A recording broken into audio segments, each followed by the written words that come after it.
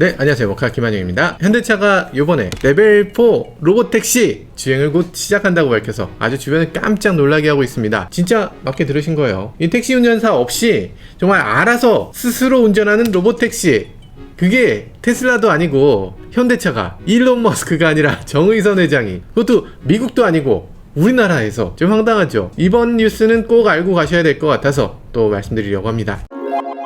이 얘기 들으면 뭐 알고 있었어, 현대차가 뭐 미국에서 뭐 자율주행 비스무리한 거 한다며, 이런 분들 계실 텐데 지금 그 얘기하는 거 아니죠. 물론 현대차가 미국에서 작년에 합자한 회사가 있습니다. 이 모셔널이라는 회사에서 자율주행을 한다고 했죠. 근데 그거 미국 얘기잖아. 그게 아니고요, 우리나라에 따로 진행한다는 거죠. 언제 나오냐, 그게 사실 중요한 거죠. 다 자율주행이야, 다 로봇택시 나오고, 우리 컨셉트카는 말이야 뭐 핸들이 빠져 핸들이 들어가, 컨셉트카니까 뭔 말을 못해, 막 아무 말 대잔치를 하고 있는데 그거 언제 될지 모르죠. 그런데 현대차가 말하는 건 올해라고 해요, 우리나라에서. 이게 기사 보면요, 올해 세종시에서 레벨4 로봇택시 실증 사업을 시작한다, 이렇게 돼 있어요. 갑자기 로봇택시를 실제로 운행을 하는 거예요? 탈 수 있는 거야? 와, 대박. 이게 여기서 그치는 게 아니고요, 여기 강남구, 성남시 판교 이런 데에서도 내년 초에 운행을 한다고 합니다. 이게 된다 그러면 무서운데? 운전하다 보니까 옆을 딱 보면 운전자가 없어. 지하 껴들어. 오, 야, 진짜 무서울 것 같은데. 걱정되는 건 저뿐인가요? 어떤 분들은 그런 얘기도 하세요. 이 자율주행차 뭐 한 대당 얼마 비싼데 그게 택시비가 더 저렴해지겠냐, 더 비싸지겠지, 뭐 이렇게 말씀하시는 분들도 계세요. 근데 차가 얼마일까? 일단 한 1억 정도? 2억 정도? 뭐 2억까지도 할 수 있다고 쳐요. 보통 택시 운전하시는 분들 연봉을 얼마 줘야 돼요? 5년 동안 연봉이라고 하면 뭐 어쨌든 수천만 원은 줘야 되잖아. 그리고 운전자는 쉬어야 되잖아요. 뭐 2시간 운전하면 한 번은 쉬어야지, 어쨌든 쉬어야 되잖아. 밥도 먹어야 되고. 근데 자율주행차는 안 쉬잖아요. 얘가 뭐 밥 먹거나 이러지 않잖아. 새벽이고 뭐 아침이고 계속 운행하는데. 그런 거 생각해보면 1억짜리 차, 2억짜리 차 비싸서 못 살 건 아니죠. 일단 자율주행이 뭐다, 이거는 저희 모카 구독자님들은 다 아실 거예요. 이미 뭐 엄청나시잖아요. 살짝 모르는 분들을 위해서 짚고 넘어가면, 레벨4 자율주행이다 이러면 어느 정도냐면, 이 운전자가 아무것도 안 해도 그냥 자기 혼자서 알아서 가고, 알아서 인지하고, 알아서 판단하고, 뭐 세우고 가고, 모든 것들을 하는 겁니다. 규제 상황, 도로 특성 차이를 고려해서 한국에서 또 이렇게 하는 거다, 이렇게 말씀드렸는데, 사실 같은 레벨4라고 해도 도로 상황에 따라서 또 달라요. 그러니까 사람은 우리나라에서 운전하다가 미국에서 운전했을 때 별로 어려움이 없어, 가능해. 근데 미국에서 오신 테슬라님, 요즘 한국에서 좀 고전하시잖아요. 미국에서는 테슬라가 파란불이면 가고 빨간불이면 섭니다. 대박인데? 근데 우리나라에서는 안 되죠. 이게 진짜 어려운 거예요. 우리는 쉽지만 컴퓨터 입장에서는 되게 힘들어. 우리가 가끔 이제 이상한 사이트들 들어가다 보면, 이상한 사이트? 이상한 사이트 아니고 어디 뭐 관공서나 이런 중요한 사이트들 가면 캡차라는 게 뜨잖아요. 나는 로봇이 아닙니다 체크하고, 그리고 체크하면 진짜 아닌지 증명해봐라 이러면서 신호등에 있는 타일을 고르시오 뭐 이러잖아. 근데 그거 고르는 거 어렵지 않죠? 우린 그냥 툭툭툭 고르면 되는데 컴퓨터는 그걸 못 골라. 그러니까 이걸 이렇게 하는 거가 로봇이 아니라는 증명이 되는 거예요. 아, 컴퓨터가 이런 걸 알아내는 게 되게 어렵구나, 이걸 알 수 있죠. 인간들이라면 이 그래픽을 보고, 아, 이게 네모구나, 이게 동그라미구나, 이런 것들을 아무리 화질이 나쁘고 아무리 왜곡돼 있어도 이런 것들을 패턴을 아주 쉽게 분석해내는데, 컴퓨터는 이걸 어떻게 보겠어요? 당연히 이 데이터의 조합으로 보잖아요. 비트맵이라고 하죠. 이 비트맵은 화면이 01010101로 돼 있는 거예요. 010101. 야, 0101 중에서 네모를 어떻게 찾아? 이게 이렇게 돼 있으면 네모 찾을 수가 없지. 그렇죠. 당연히 찾기 어려운 거예요. 그래서 이걸 네모인지 뭔지 알려면 전체를 다 깔아놓고 이걸 사람처럼 분석해야 돼. 그러니까 이게 컴퓨터 입장에서는 아주 어려운 일이죠. 근데 요즘은 이런 것들 다 극복합니다. 제 친구 중에 딥러닝 회사에 다니는 친구가 있어요. 이 친구가 요즘은 딥러닝을 통해서 캡차 그거 누르는 거 너무 힘드니까 컴퓨터가 대신 눌러준대. 그러니까 컴퓨터가 너무 똑똑해진 거죠. 그래서 이제는 어느 정도 이상 되는 소프트웨어와 컴퓨터 프로세서를 갖고 있으면 인간하고 거의 구별할 수 없는 상황, 이렇게 됐습니다. 아마 여러분들이 채팅을 하다가도 저쪽에 있는 상대가 인간인가 아닌가 고민할 때가 있어요. 상담원 로봇이 떴는데 저놈이 아무리 봐도 로봇 같은데, 너 로봇이지? 그럼 아니야 이러는데 로봇 같은데, 이럴 때가 있어요. 예전에 튜링 테스트라고 흔히 얘기했죠. 저쪽 편에 있는 게 사람인지 인공지능인지 알 수 있도록 이쪽에서 이 테스트하는 거. 정말 이 튜링 테스트를 넘으면 그때부터는 인간의 지능을 뛰어넘었다, 이렇게 보는 거죠. 자, 아무튼 쓸데없는 얘기였고, 테슬라도 그렇죠. 테슬라도 신호등을 딱 보잖아요. 아, 신호등이 어디 있는지 딱 알잖아. 이것만 해도 대단한 거예요. 수많은 이런 장애물 사이에서 어떻게 딱 저기 신호등인 거 알아. 이건 되게 어려운 거예요. 그게 미국에서 그렇게 잘 되는데 한국에서는 아직 안 되죠. 이 FSD 베타 테스트 하면서 미국에서는 완전 자율주행 테스트를 하는데 우리나라는 아직 그런 테스트 시작도 못했죠. 뭐 신호 체계도 많이 다르고요. 뭐 비보호 좌회전도 완전 다르고요. 어쨌든 지금 미국하고 한국은 엄청나게 다릅니다. 그래서 한국은 또 한국 전용으로 하나 만들 수밖에 없어요. 여기 보면 현대차의 자율주행 테스트하는 사진이 있는데 지금 횡단보도에서 정지선을 넘어서 정차했죠. 그렇지. 이게 K 자율주행은 이 정도는 돼야 된다. 야, K 자율주행 대단합니다. 네, 그럼 현대차는 어떤 식으로 하겠다는 거냐? 뭐 여러 가지 있지만 그 중에 하나는 이런 겁니다. 현대차의 레벨 4 자율주행차는 라이다, 레이더, 카메라, 그리고 거기에 하나 덧붙여 있어요. 뭐 일단 라이다, 레이더, 카메라 이렇게 있는 건 뭐 당연하죠. 카메라 뭐 없으면 안 되잖아. 일단 노면을 봐야 되니까.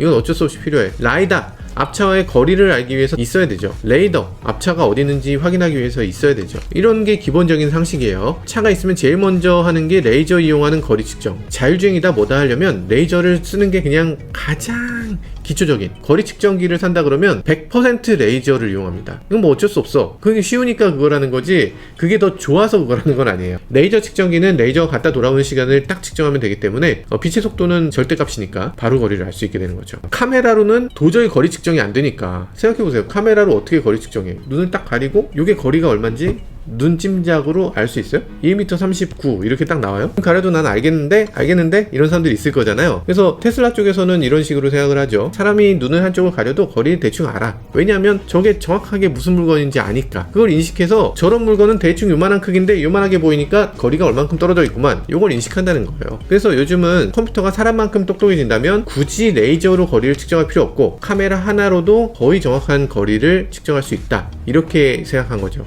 뭐 테슬라도 그렇고 모비라이도 그렇고 이런 식으로 거리 측정하는 거, 이걸 수도 라이다라고 합니다. 그래서 실제로 라이다를 이용해서 거리를 측정하는 게 아니라 그냥 비전으로도 거리 측정할 수 있는 거. 뭐 일단 그런 게 가능은 해요. 지금은 라이다를 이용하는 3D 스캐너를 많이 씁니다. 자율주행하겠다고 지금 붙여놓는 거 보면 16채널, 32채널 뭐 이런 거 쓰거든요. 수천만 원에서 억까지 추가돼요. 그래도 굳이 어쩔 수 없이 쓰는 이유가 있습니다. 왜냐하면 차가 내 위치를 정확히 알 수 있는 방법이 사실상 별로 없어요. GPS를 이용해서 내 위치를 찾으면 GPS 오차가 몇 미터씩 나니까 이 GPS에서 완전히 확정할 수가 없으니까 내 위치를 알기 위해서 이 지도를 정확하게 알고 있고 그 지도에 맞춰서 이걸 센티미터 단위로 레이저로 거리를 측정하고 그럼 내 위치가 여기서 몇 센치 떨어져 있으니까 나는 오른쪽에 이만큼 붙어 있는 거네. 이렇게 인식하는 거지. 이걸 슬램이라고 합니다. Simultaneous Localization and Mapping. 이번에 현대차가 한다는 건 이런 거죠. 신호등을 내가 인식하는 거, 프로세싱 파워를 잔뜩 써서 저 신호등을 찾아내고 그 위치에서 무슨 불이 켜지는지 인식하고 이런 것들이 프로세싱이 너무 많이 들어가. 너무 힘들어. 게다가 이거를 컴퓨터가 굳이 해야 돼? 그냥 신호가 그냥 알려주면 되잖아. 이렇게 생각을 바꾼 거죠. V2X라고 우리가 흔히 얘기하고 V2I라고도 얘기하는데 그냥 차가 교통 시스템하고 통신하면서 교통 신호를 미리 알 수 있게 한다는 거죠. 이런 것들 말고도 여러 가지는 있을 수 있습니다. 지금 중국에서 개발되고 있는 건요, 사실 이런 방식이 아니고 이 센서 자체를 차에서 제거하는 방식입니다. 차에서 라이다를 이용해서 여기저기의 거리를 정확하게 측정하고 그리고 그 정확한 거리를 이용해서 자기 자신의 위치를 찾는 게 아니라 이 중국에서 생각하는 건 아예 인프라에다 그걸 붙여서 내 위치를 도로가 인식해라 라는 거죠. 도로에서 차를 인식하면 차가 하루에도 수천 대 가는데 그걸 센서가 그냥 도로가 갖고 있으면 네 위치는 지금 어디란다 이렇게 차한테 정확하게 알려주면 되는 거죠. 그런 기사가 얼마 전에 떴습니다. 여기 기사 보면요, 중국에서 바이두가 차가 클라우드에 연결해서 자기 위치를 받아서 자율주행을 하는 그런 완전 자율주행 시스템을 만들어서 시연한다고 합니다. 놀랍죠? 발상의 전환 같죠? 근데 이게 사실 중국에선 되고 뭐 미국이나 다른 나라에선 왜 안 되나? 좀 이상하지? 중국만 왜 이런 생각을 했지? 생각해보면 좀 그렇죠. 도로가 내 위치를 정확하게 알고 있어. 그럼 핑형하고 같이 공유하는 거야, 내 위치를? 그러고 나한테 알려준다고? 살짝 걱정스럽긴 합니다. 개인정보 아니냐 할 텐데 중국에서는 가능한 것 같아요. 중국에서는 뭐 개인정보 뭐 그런 거 따위 뭐 가능하죠. 중국의 네이버라고 할 수 있는 바이두가 일찌감치 아폴로 에어라는 그런 계획을 세웠고요. 아폴로 고 로봇택시를 일찌감치 시작했어요. 이런 것들이 벌써 이미 택시를 로봇처럼 움직이게 할 수 있다는 거죠. 중국이 지금 이런 식으로 앞서가고 있는 거, 이거 인정하고 싶진 않은데 이런 부분은 우리가 정말 빠르게 따라잡지 않으면 정말 큰일 날 것 같습니다. 네, 지금 국내에서는 그럼 자율주행 어디까지 왔나? 지금 아직 하나도 없습니다. 하나도 없어. 로보택시 실증 사업에 나온 것이 없어요. 지금까지 카카오 모빌리티가 하긴 합니다. 카카오 모빌리티, 소카, 자율주행 기반의 운송 서비스 제공을 하고는 있는데요. 근데 그거는 정해진 구간을 다니는 셔틀로만 하고 있고요. 택시처럼 제3의 장소에서 제3의 장소로 떠난다, 이런 식의 어떤 독특한 그 운행마다 다 다른 차 사이로 막 가야 되는 이런 식의 서비스 실증은 아직 해본 적이 없죠. 여기 기사 보면요, 현대차는 이르면 2024년에 레벨 4 자율주행 로보택시를 선보이고 로보셔틀, 로보트럭까지 내놓는다고 합니다. 로보셔틀, 로보트럭, 자율주행 택시. 말은 좋은데 살짝 걱정스러운 건 로보택시, 택시 운전사들, 로보셔틀, 버스 운전사들, 로보트럭, 트럭 운전사들, 그러고 나면은 운전자들이 다 사라지는데? 이게 전 세계에서 운전직에 종사하는 사람이 가장 많습니다. 모든 직종 중에 가장 많은 게 운전이에요. 근데 그걸 다 없앤다? 살짝 걱정스럽습니다. 택시도 지금 타고 있는 택시를 생각하면 안 돼요. 지금 타고 있는 택시는 둘만의 프라이빗한 공간이 아니잖아. 내가 둘이서 철이랑 영이랑 갑자기 이렇게 오붓한 시간을 보내면서 이렇게 뭐 그러고 근데 여기 운전기사님 계시잖아. 뭔가 안 될 것 같아. 그래서 자가용 타는 것도 있죠. 데이트할 때 자가용 타는 이유가 사실 있잖아요. 있지 않습니까? 없나? 난 데이트를 안 해서 모르겠네. 아니 그게 운전기사님이 없는 택시면 괜찮죠. 괜찮은 것 같아. 그래서 자가용도 굉장히 많이 타격을 받을 것 같습니다. 그래서 로보택시의 이 시작, 이게 엄청나게 큰 파급 효과가 있을 것이다, 이렇게 내다보는 게 맞을 것 같아요. 현대차 그룹이 미래차에 대해서 투자하는 거 어마어마하죠. 얼마 전에도 뉴스가 하나 나왔는데 이 뉴스 보고서 저 좀 황당하긴 했는데, 이스라엘의 스타트업인 오토피아에 투자를 했다는 거예요. 23억 원 투자. 많지는 않긴 한데, 근데 이 오토피아는 뭐 하는 회사냐? 기사는 자율주행 회사라고 많이 떴어요. 그래갖고 저도 오토피아에 들어가서 봤습니다. 봤는데 영상 지금 보니까 차가 혼자서 가긴 가는데 핸들 조작하면서 한 사람이 차 한 대 운전해. 야, 이거 알식하네. 맞습니다. 오토피아는 원격 조종으로 자동차를 조작할 수 있도록 하는 스타트업, 여기에 투자하기도 했네요. 23억 원이니까 뭐 큰 돈 아니긴 한데 뭐 다 깊은 뜻이 있어서 투자하신 것 같고요. 뭐 웨이모 같은 경우도 사실 뭐 만약에 문제가 생기면 이 운전자가 직접 조종을 해야 되거든요, 원격에서. 네, 그런 것들을 해야 되니까 아마도 자율주행의 어떤 중간 과정으로 한 번쯤 도입될 필요가 있다, 이렇게 바라보는 것 같아요. 어쨌든 지금 23억인데 15% 차지했다고 하니까 이 회사 크기는 한 150억 정도 되는 건가요? 아주 초촉이기 때문에 의미 있는 투자인 것 같습니다. 아주 저렴하게 투자하신 것 같고요. 저희 모카는 한 30억이면 모카에도 한번 투자하셔도 괜찮을 것 같아요. 모셔널에 대해서 아까 말씀을 드리다 말았는데요. 여기 현대차 홈페이지에 보면 모셔널에 대해서 조금 써있어요. 모셔널에 대해서 적힌 내용을 보면요, 모셔널이 리프트를 통해서 10만 회 정도의 자율주행 최다 승객을 태웠다, 이렇게 써있는데요. 모셔널이 작년에 만든 회사인데 어떻게 모셔널이 10만 회를 태웠을까요? 조금 이상하죠. 말이 안 되지. 자율주행 택시가 5대 있어. 그리고서 하루에 10번씩 태워. 그래도 한 2000일 태워야 되는데 그러면 5년 걸려요. 5년. 여러 가지로 말이 안 되는데 뭔가 좀 잘못 섞여 있죠. 이건 사실 모셔널이라는 회사가 아니라 앞티브의 연역을 가져온 것 같아요. 연역이 좀 섞인 거지. 이게 사실 현대차 분들이 알면서 이렇게 썼을 수도 있고 좀 복잡해서 자기들도 혼동한 걸 수 있어요. 그래서 이거 잠깐만 짚고 넘어갈게요. 모셔널이라는 회사 도대체 뭐냐, 이거 혼동하실 텐데 전신으로 넘어가 보면 이 미국 MIT에서 누토노미라는 회사가 나왔어요. 그러니까 MIT에서 자율주행 천재들, 덕후들, 이런 사람들이 모여서 야, 자율주행차가 미래다 해서 회사를 하나 만든 게 누토노미. 이 회사가 대박 자율주행 회사죠. 정말 대박이었어요. 왜냐면 2016년에 만들었어. 회사를 만들자마자 한 3년 만에 로보택시 진짜로 움직였어요. 싱가포르에서. 일단 도시가 작고 싱가포르는 모두가 다 콜택시야. 그때 당시 되게 앞서가 있었어요. 그렇게 앞서가 있던 회사가 바로 그랩. 싱가포르를 거점으로 하고 있는, 우리나라로 치면 카카오티 같은 거, 아니면 뭐 미국의 우버 같은 거, 그런 거예요. 근데 그게 그때 당시에 싱가포르에서 이 로보택시를 해보니까 정말로 되는 거야. 할만했어. 그때 당시 자율주행에서 정말 눈에 띄는 회사가 이렇게 MIT 기반의 누토노미가 있고요, 그리고 카네기 멜론의 오토마티카라는 회사가 있었어요. 이 둘이 쌍벽이었습니다. 근데 그 중에서 아마 이름 다 들어보셨을 거예요. 델파이라는 회사가 있어. 자동차 부품 회사 중에 정말 넘버 5 안에 들어갔던 그런 회사예요. 엄청 유명한 회사. 이 엄청 유명한 델파이라는 회사가 너 자율주행 잘해? 너 이리 와. 너 자율주행 잘해? 너도 이리 와. 해서 그렇게 해서 이 둘을 다 사버립니다. 사고서 그때 당시 델파이 굉장히 허덕허덕하는 상황이었는데 어떻게 이런 걸 사냐 이러면서 주변을 의아하게 했죠. 그러고 나서 어떻게 됐어요? 바로 파산했습니다. 이때 정말 충격이었어요. 그때 우리 기자들 입장에서는 진짜 거대 기업이었거든. 근데 정말 손꼽히던 회사였는데 이런 식으로 파산을 한다? 이게 뭐지? 라고 생각했던 그런 기억이 있습니다. 저도 현업이었기 때문에 와, 이게 델파이가 어떻게 망할 수가 있나 이랬던 시절, 그런 시절이 있었어요. 근데 그러고서 얼마 지나지 않아서 현대차 정의선 부회장님이 갑자기 이 수면 위로 올라옵니다. 그 전까지 정의선 부회장님은 이렇게 약간 물밑에서 차의 실세 같은 느낌이었는데 이제 표면으로 올라오는 시점이었어요. 그러면서 정의선 부회장님이 회사 밖에 진짜 투자를 하기 시작합니다. 원래 현대차는 다른 회사에 투자를 안 하는 회사를, 우리나라 대기업들은 뭔가 기술을 내재화해야 된다 이러면서 어지간하면 그냥 그걸 사오지 굳이 어떤 회사에 뭘 내보내거나 투자하거나 이러진 않았어요. 근데 정혜선 부회장님은 어쨌든 약간 깨어있는 그런 마인드를 갖고 계셔서인지 이걸 거의 첫 번째로 3천억 가량을 투자한 회사가 바로 이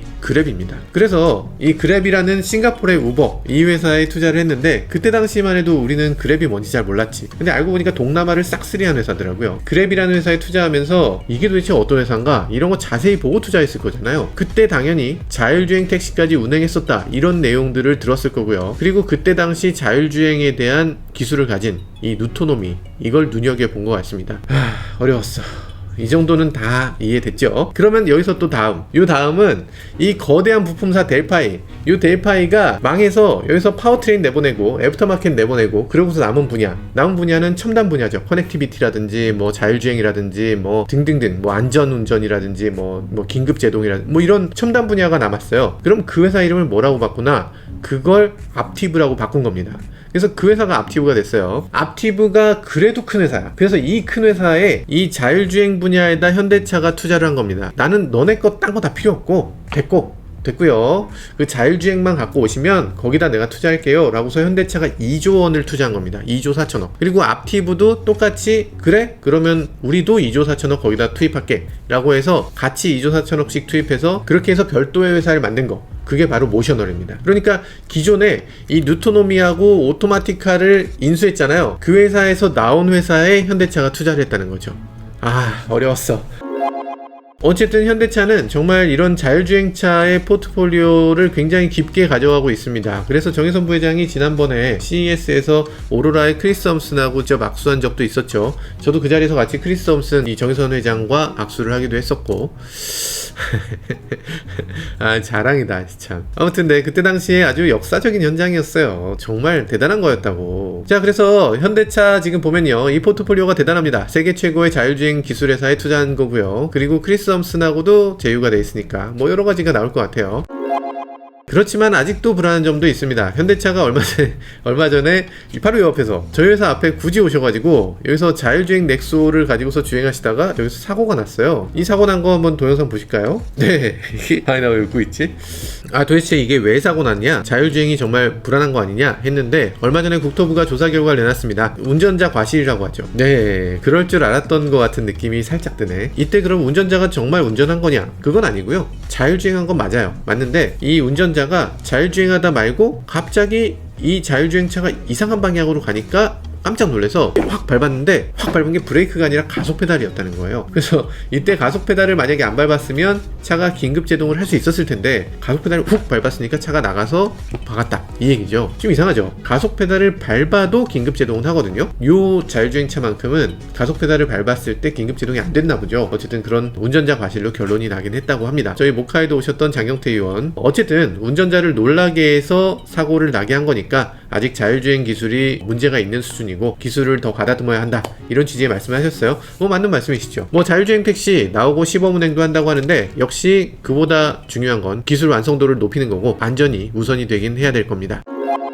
결국 현대차의 자율주행 택시 곧 나올 수밖에 없을 겁니다. 전기차가 지금 퍼져나오는 것처럼 이 자율주행차도 계속 여러가지 논란 있겠지만 이렇게 흘러가는 이 시대의 흐름을 막을 수는 없을 겁니다. 이 자율주행차 우리 세상을 확실히 바꿔놓게 됩니다. 이 시각장애인, 노인 이런 분들도 더 먼 거리를 자유롭게 이동할 수 있게 되겠죠. 사회 곳곳에 있는 이동약자들 모두 사회 각지에서 제 능력을 제대로 발휘할 수 있는 세상, 그리고 운수사업 하시던 분들, 이런 분들도 다 다른 분야의 일들을 할 수 있게 되는 세상, 이런 것들을 기대해 보게 됩니다. 물론 자율주행이 항상 장밋빛 미래를 약속하는 건 아니겠죠. 자율주행이 이끌어내는 세상, 어쩌면 세상에서 가장 많은 단일 직종이 다른 직종으로 옮겨가야 되는 거, 이런 걸 뜻하는 것이기도 합니다. 아니면 지금 자율주행으로 시작해서 그냥 인간의 일자리 자체가 사라지게 되는 계기, 그 시작이 될 거라는 지적도 많이 나오고 있습니다. 저도 다른 일 찾아야 되는 건가? 로봇 시승기 이런 게 나오게 되나? 아, 걱정되네. 현대차의 로봇택시, 로봇트럭, 그리고 인간의 일자리까지 사라지게 되는 시대, 조만간 보게 될 것 같습니다. 지금까지 저는 모카 김한중이었습니다. 감사합니다.